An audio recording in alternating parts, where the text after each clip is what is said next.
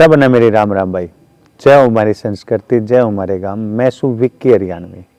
आज फिर पूछे हाँ बेरी के गांव बागपुर में, और हमने पहले भी वीडियो डाली थी दिव्या के साथ में, जो इन्होंने ये छोटे से गांव की लड़की और इन्होंने इतना बड़ा मुकाम हासिल किया। आरबीआई में जो मैनेजर की पोस्ट इन्होंने मिली है। अब रिजल्ट आने के बाद जो है वो रैंकिंग का पता लगा है और नंबरों का पता लगा है, तो इसलिए दोबारा से वीडियो डाल रहे हैं। आपका बहुत बहुत स्वागत है जी हमारे चैनल पे। ये जो कौन सी रैंकिंग रही है आपकी और कितने में से कितने नंबर मिले हैं, कि इंटरव्यू में क्या रहा वो बताओ थोड़ा। मेरी ऑल इंडिया रैंक फर्स्ट आई है, जिसमें मेरे को हाईएस्ट स्कोर हुआ है 300 मार्क्स का आउट ऑफ 375। ओके। एंड ये अभी कुछ दिन पहले ही अभी रैंकिंग आई है। अच्छा, तो ये जो 300 वाला है ये आज तक किसी ने पहले भी लिया है या फिर पहली बार ऐसा हुआ है? जितना मुझे जानकारी है उतना आई थिंक किसी ने नहीं स्कोर किया। तो मतलब कहने का मतलब है भाई, पहली रैंक जो आई है पूरे ऑल ओवर इंडिया में, और उसके बावजूद जो नंबर लिए हैं 300, वो आज तक किसी ने नंबर नहीं लिए। इतने हाईएस्ट नंबर जो स्कोरिंग करी है। ये जो आपने पढ़ाई शुरू करी थी जी, इसकी तैयारी शुरू करी थी, क्योंकि बैकग्राउंड आपका नहीं था इसका, तो क्या सोचा था कि बैंकिंग में क्यों जाऊं मैं, बैंकिंग की लाइन में क्यों चुनूं, जबकि आप यूपीएससी की तैयारी कर रहे थे? तो एकदम से यू टर्न लेना, एकदम से इस तरह से करना, क्या मन में क्या आया था? मैं प्रिपरेशन तो यूपीएससी की कर रही थी। तो यूपीएससी कवर्स वास्ट सब्जेक्ट्स होते हैं, उसमें बहुत ज़्यादा डायनामिक्स होते हैं। तो वहाँ से मुझे थोड़ा इकोनॉमिक्स का बैकग्राउंड मिला। मैंने 11th-12th साइंस से की है, तो मुझे बैंकिंग का कुछ नहीं पता था। बट फिर उस यूपीएससी की प्रिपरेशन में मैंने काफ़ी चीज़ें कवर की, जिसकी वजह से मैं ये एग्ज़ाम क्लियर कर पाई हूँ। मैंने पर्टिकुलरली बैंकिंग का नहीं पढ़ा था, मेरा एग्ज़ाम हो पाया और ये रैंक आ पाई, वो यूपीएससी की प्रिपरेशन की वजह से आ पाई है, क्योंकि उसमें हमें काफ़ी चीज़ें कवर करनी पड़ती हैं, जिसकी वजह से आज यहाँ पे मुझे सक्सेस मिला है। ये मतलब आपको बैंकिंग का पेपर देने के लिए, उसके लिए किसी ने प्रेरित किया था या खुद की अपनी सोच थी कि भाई मैं ये करूँ, ये दूँ पेपर? बैंकिंग का क्या है, मेरी फैमिली में मेरे पापा बैंक में थे, फिर मेरा बड़ा भाई जो है वो भी बैंक में है, वो प्राइवेट बैंक में है। तो एक बैंकिंग का बैकग्राउंड फैमिली में रहा है पहले से, तो कहीं ना कहीं वहाँ से। और फिर जब पता चला कि आरबीआई में ऐसे ऐसे पोस्ट निकलती हैं, it's a good career opportunity, so last year मैंने दिया इसका, but I was not serious नहीं थी मैं इसके लिए। बट इस बार फिर दिया, तो डेस्टिनी लेके जाती है आपको, जहाँ मेरा गोल था यूपीएससी का, बट आई थिंक डेस्टिनी। मेरे ख्याल से यूपीएससी को तो अभी छोड़ोगे नहीं। जी नहीं अभी लेकिन एक पहले तो आपको बहुत बहुत बधाई हो आपकी शादी की, मुबारकबाद हमारे और हमारे चैनल की तरफ से। शादी के बाद कुछ चैलेंजेस आते हैं लड़की की, खासकर क्या होता है कि नया परिवार, नया सब कुछ, उन सबको मैनेज करना, उसके साथ साथ अपनी पढ़ाई करना और जिम्मेदारियां बढ़ जाती। क्या इसके लिए आप तैयार हो? जी ज़रूर। ये तो पता ही है कि शादी हो गई, अपना घर छोड़ के अब नए घर जाना है, तो वो सब कहीं ना कहीं, बट आपको क्या है लाइफ में ना मैनेज करना पड़ता है सब चीज़ों को। और वो चीज़ मैंने अभी, जब मैं इंटरव्यू का प्रिपेयर कर रही थी, वो एक तरफ शादी की तैयारियां चल रही थी, तो कुछ ना कुछ मैंने वहाँ से भी सीखा कि सब कुछ मैनेज करके चलना पड़ेगा, तो चीज़ें सॉर्ट आउट होंगी, अदरवाइज़ प्रॉब्लम्स आ जाएंगी। तो वही आगे के लिए देखना पड़ेगा कि कैसे अपने professional life and personal life को आपको बैलेंस करके चलना पड़ेगा। अब एक न्यू इन्वायरमेंट है, न्यू फैमिली है, तो वहाँ भी टाइम देना पड़ेगा। तो अभी देखते हैं आगे कैसे। इन-लॉज की तरफ से कोई मतलब ये नहीं है कि बाहर नहीं जाने देंगे या फिर ऐसा कुछ रुकावट तो नहीं होगी मेरे ख्याल से? नहीं, they are quite open minded and support है। एक होता है जैसे मेरी फैमिली का सपोर्ट मुझे यहाँ मिला है, वहाँ जाके मुझे वही सपोर्ट वहाँ से भी मिला है।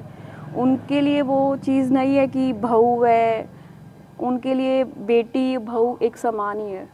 तो वो खुद ऐसे हैं कि आपको जहाँ पढ़ना है, जो करना है, कि हम सपोर्ट कर रहे हैं।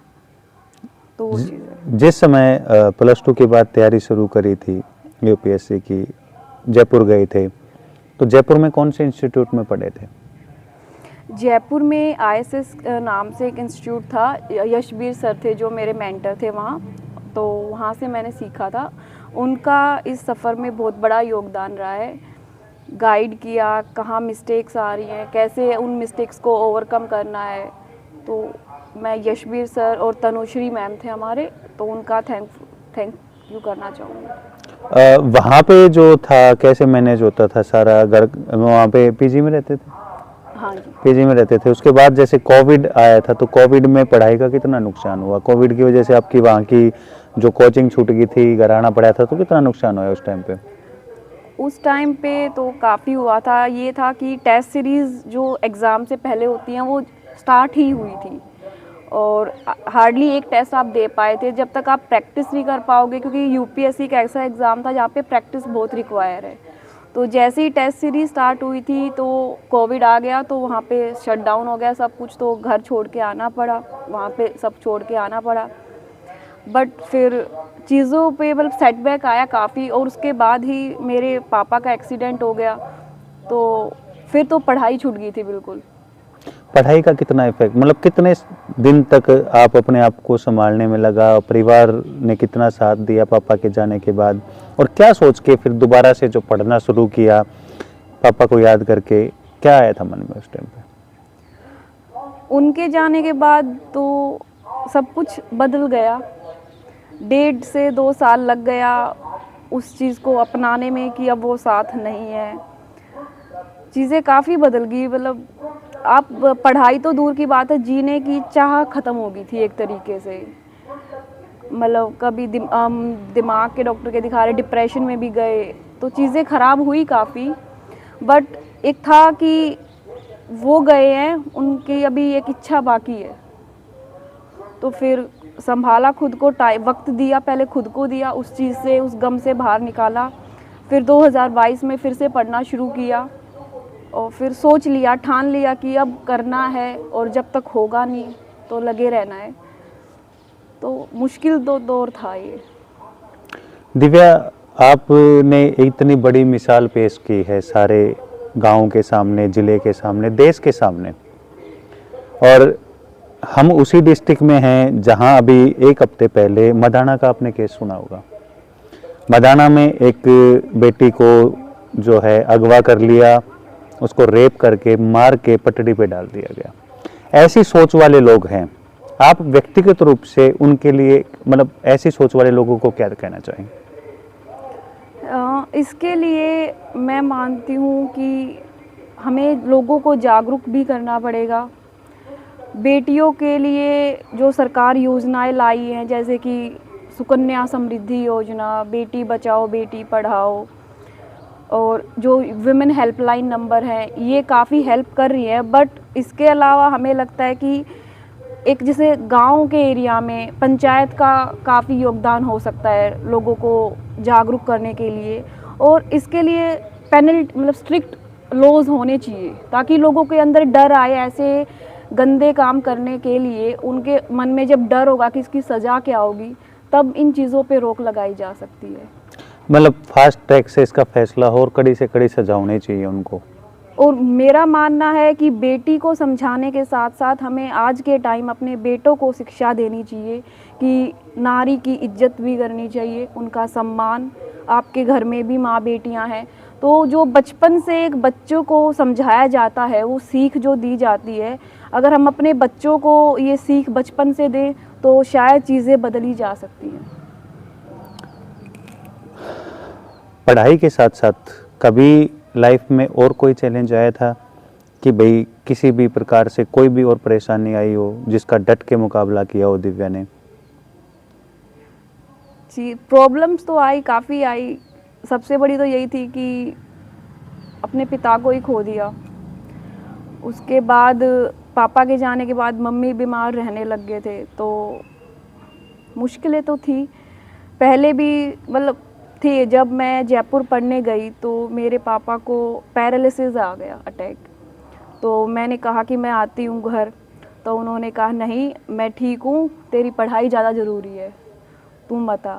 तो हालात ऐसे थे, बहुत उतार चढ़ाव आए हैं जीवन में, पर था कि परिवार का सहयोग जो होता है उससे उन चीज़ों का सामना करते हुए आज यहाँ पाए हैं।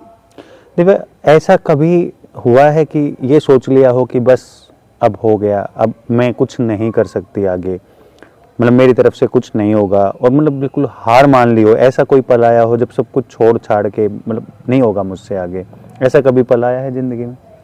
ऐसे आते थे, काफ़ी बार आते थे, जब आप कर रहे हो, प्रिपरेशन अच्छे से कर रहे हो और नहीं, लाइक पिछले साल जब यूपीएससी में नहीं हो पाया तो मैं काफ़ी टूट गई थी।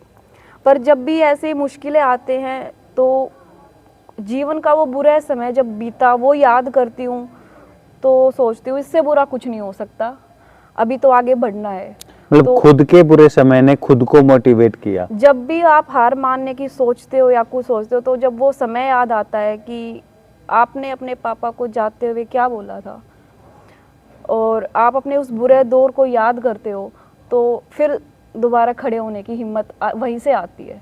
दिव्या, जब पता चला कि आप आरबीआई में मैनेजर बन गए और अभी हाल में पता चला कि आपकी फर्स्ट रैंक आई है, आंखें बंद करके पापा के लिए क्या शब्द निकले थे? कि अब उस दिन एक सुकून का जो लम्हा जिसके लिए 4 साल दिन रात कुछ नहीं पता, उस एक पल ने वो सब का हिसाब दे दिया कि जिस मकसद से मैं लगी हुई थी इतने समय से सब पूरा हो गया। कि जो इस इच्छा के साथ माँ बाप ने मुझे बाहर भेजा, मेरे सपनों के लिए उन्होंने जितने भी त्याग किए, जितने स्ट्रगल किए हैं, उस एक पल ने वो उसका रिज़ल्ट दे दिया। तो एक जो सुकून होता है कि आपने कर दिया, तो वो चीज़ थी, वो शायद एक वो लम्हा है जीवन में जो आखिरी सांसों तक आप याद रखोगे कि आपका जो आपके माँ बाप के प्रति जो कर्तव्य था आप उसको कर पाए।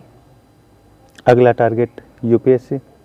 जी, बहुत बहुत शुभकामनाएं हमारे चैनल की तरफ से, हमारे व्यूअर्स की तरफ से।